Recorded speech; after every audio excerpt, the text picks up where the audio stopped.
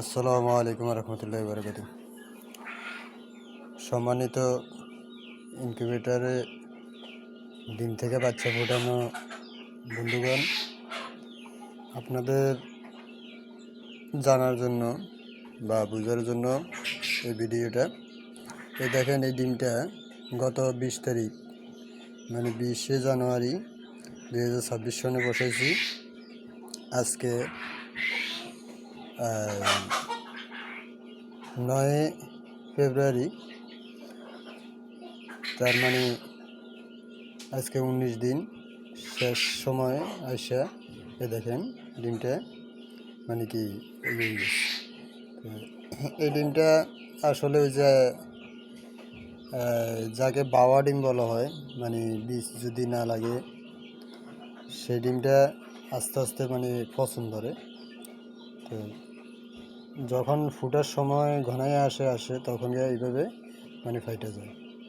তো এটা যদি এখন আমি এখানে ফাটাই, একটা বিকট আওয়াজ হবে। তো এটা এর ভিতরে ফাটাবো না, কারণ ফাটাইতে গেলে মানে বোমের মতো একটা বাষ্প হবে এবং কি সব নোংরা হয়ে যাব।